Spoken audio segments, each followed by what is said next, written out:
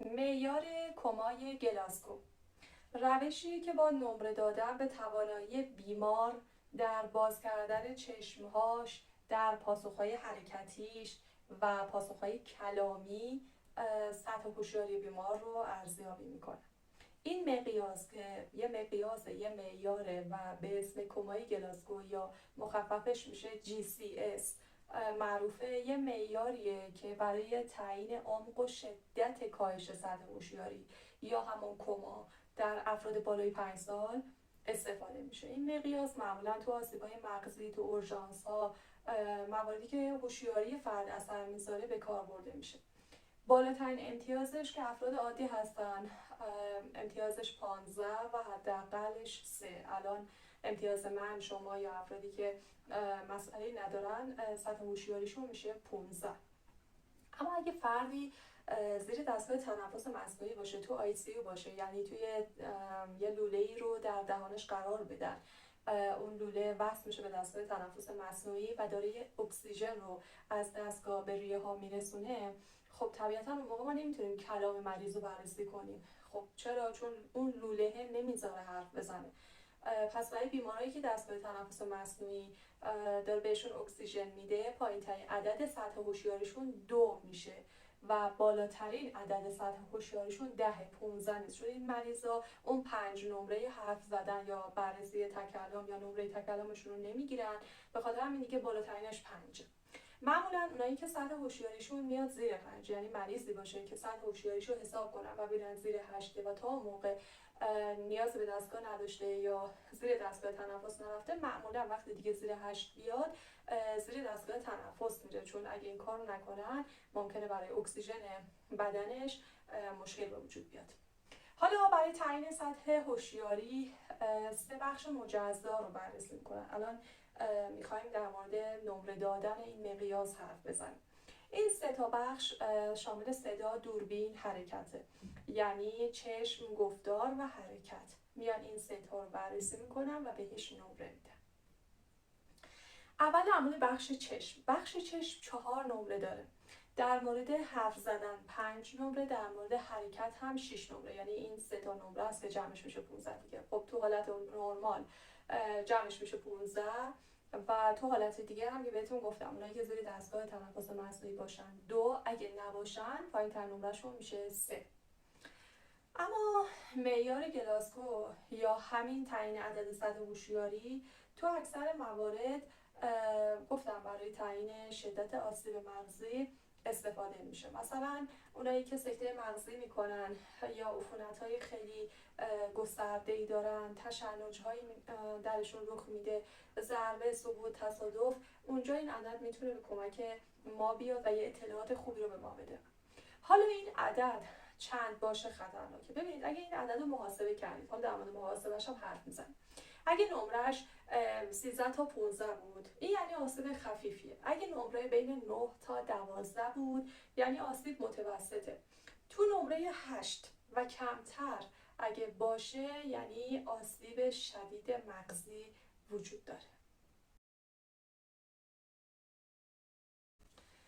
خب بریم محاسبه‌ش رو به ساده ترین شکل ممکن یاد بگیریم.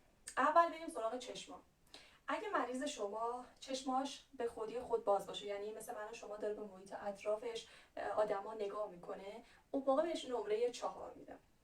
اگه بیمار چشماش اینجوری به خودی باز نباشه، مثلا خواب باشه، اما وقتی شما صداش میکنی چشماشو باز میکنه، درست مثل زمانی که شما خوابیدین و یه نفر میاد بیدارتون میکنه، در این صورت شما نمره 3 رو بهش میدید. حالا اگه بیمار چشماش بسته است، شما صداش هم میزنی، با صدا زدن هم چشماشو باز نمیکنه، مثلا موقعی که پرستارش میخواد ازش خون بگیره یا میخواد ازش یه رگ بگیره، اون موقع میبینید بیمار مثلا درد داره و به خاطر درد مثلا اون سوزنی که وارد دستش میشه که خون بگیره، و اصلا اون درده چشماشو باز میکنه، یه دردی رو حس میکنه که چشماشو باز میکنه، اون موقع بهش نمره 2 رو میدن. در حقیقت چشمای مریض نسبت به درد واکنش داشته. اما اگه بیمار چشمش رو اصلا کلا نسبت به هیچ چیز دردناکی هم باز نکنه و هیچ واکنشی به هیچ چیزی نشون نده، اون موقع میشه 1. این اون 4 نمره‌ای بود که برای چشماش حساب کردیم. حالا بریم سراغ حرف زدنش، بریم سراغ گفتار، اون صدا، دوربین، حرکت. بریم سراغ صدا. اگه بیمار حرف زد نسبت به جایی که بود، میدونه الان چه زمانیه، آدمایی که دور و برشن کیان، میشناسه همه رو، آگاهه، اون موقع بهش نمره 5 میدیم. اما یعنی نمره 5 به کسی میدیم که شما وقتی باهاش صحبت میکنی داره حرف میزنه، میدونه شما کی هستی، میدونه خودش کیه، میدونه کجا قرار داره، کامل ارتباط برقرار میکنه، دقیقاً مثل من و شما. اما اگه بیمار با اینکه حرف میزنه اما گیج و منگه، نمیدونه کجاست یا شما رو نمیشناسه، اون موقع نمره 4 رو میدیم. مثل چی میمونه؟ مثل یه نفری که تو خواب عمیق بیدارش کردین، هنوز خواب و بیداره و نمیدونه داره چی میگه. یعنی هنوز جوابتون رو، شاید سوال بپرسین جوابتون رو بده ها، اما جوابی که به شما میده حالت گیجی داره، حالت خواب‌آلودگی داره، اینجور هوشیار کامل نیست. در این صورت نمره 4 میگیره. حالا اگه ما یه بیماری داشته باشیم، میبینید که داره حرف میزنه اما کلماتی که به کار میبره یه سری کلمات نامناسبه، یعنی اصلا متوجه حرف شما نیست، پرت و پلا جواب میده، بی ربط جواب میده. مثلا بهش میگین که خب خانم یا آقای فلانی حالت بهتره، خوبی؟ میگه شیشه شکسته. خب هیچ شیشه‌ای هم نشکسته. در این حالت شما بهش نمره 3 میگی، یعنی یه چیزی میپرسه یه چیزی که جواب میده. وقتی که بیمار داره نامفهوم و غیر قابل فهم اینجوری صحبت میکنه، این نمره رو میگیره. اما یه وقتایی هستش که بیمار داره فقط آه و ناله میکنه، خب در اون صورت نمره 2 رو میدیم و در صورتی که اصلا به هیچ چی واکنش نداره و اصلا صحبتی نمیکنه و حتی اون آه و ناله‌ای هم که گفتم نداره، اون موقع عدد 1 رو میگیره. پس عدد 1 یعنی هیچ حرفی نمیزنه، 2 یعنی یه آه و ناله‌ای داره، 3 یعنی پرت و پلا جواب میده، 4 یعنی گیج و منگه، 5 یعنی نه یه آدم عادی.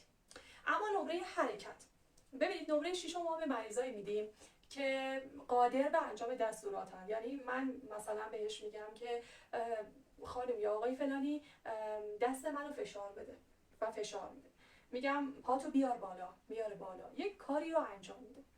نمره 5 به کیا میدیم؟ به اون مریضایی که محل درد رو مشخص میکنن. مثلا پرستارش میخواد ازش رگ بگیره، چون درد داره اون سوزن رگی که میخواد وارد دستش بشه، دست پرستار رو میگیره میده کنار. مثل زمانی که یه زنبور میخواد دست شما رو نیش بزنه، شما زنبوره رو دور میکنین، نمیذارید نزدیکتون بشه. به اون حالت ما نمره 5 میدیم. نمره 4 به افرادی میدن که این کار نمیکنن، نمیان اون محرک درد رو دور کنن، نمیان زنبوره رو بکشن کنار، میان خودشون رو دور میکنن. مثلا یه دندونپزشکی میخواد آمپول بی‌حسی بزنه، شما صورتت رو عقب میبری و دور میکنی، دست دندونپزشک رو نمیگیری دور کنی، صورتت رو عقب میبری. در این صورت نمره 4 رو میدن. اما نمره 3 یه ذره سخت‌تره. نمره 3 رو به مریضایی میدن که دست و پاهاشون رو اینجوری خم میکنن، یعنی از آرنجشون میبینی خم کردن، همینطور از زانوهاشون و اینها. خب اون 3 مورد قبلی که بهتون گفتم رو اصلا ندارن و فقط میبینین که اندامهای اینها جمع شده. اینا نمره در واقع 3 رو میگیرن. حالا نمره 2 برعکسشه، یعنی به افرادیه که اینا از مفاصلشون، مثلا اونی که قبلی دستاشو از مفصل آرنج اینجوری جمع میکنه اینطوری، ولی در نمره 2 برعکس، باز کرده دست و پاهاشو، این نمره 2 رو میگیره. نمره 3 و 2 اصلا شرایط خوبی مریضان ندارن و پیش آگهی خوبی هم ندارن متاسفانه. اینا به خاطر آسیب مغزی که دیدن و اون آسیب چون زیاد بوده، ناخواسته است، این غیر ارادی این حرکت که گفتم بهتون، این حرکت رو دارن.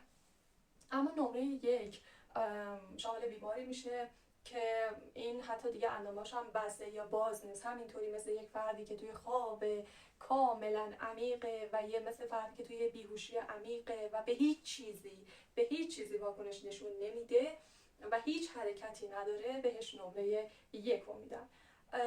جمع این نمره ها میشه سطح هوشیاری مریض. یعنی میان اول حرکتش رو که بهتون گفتم چطوری از 6 نمره است، میتونه یکی 6 بگیره، یکی 5، یکی 4، 3، 2، 1. میان گفتار مریض، همون حرف زدنه که از بالاترینش 5 بود. نگاه میکنم ببینم چند میگیریم، 5 4 3 2 1 اون عدد رو هم در نظر میگیرم و همینطور در واقع چشمای مریض که باز میکنه میبنده و چه نمره میگیره که بالاترین عددش 4 بود. پس چشم بالاترینش 4 بود، حرکت بالاترینش 6 بود و حرف زدن یا همون تکلم، صحبت کردن، صدا بالاترینش 5 بود. 5 6 4 جمعش میشه 15. هر عددی که اومد میشه سطح هوشیاری بیمار شما.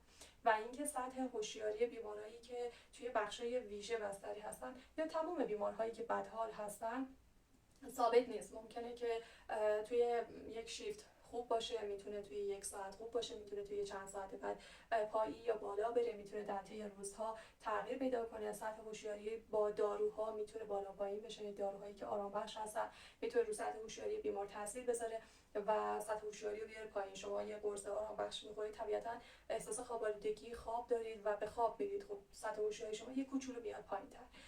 عوامل دیگه میتونه موثر باشه تو سطح هوشیاری که باید اینها رو هم در نظر گرفت. اما اینایی که بهتون گفتم اون لحظه و اون ثانیه که شما دارید حساب میکنید سطح هوشیاری بیمارتون رو به شما میده.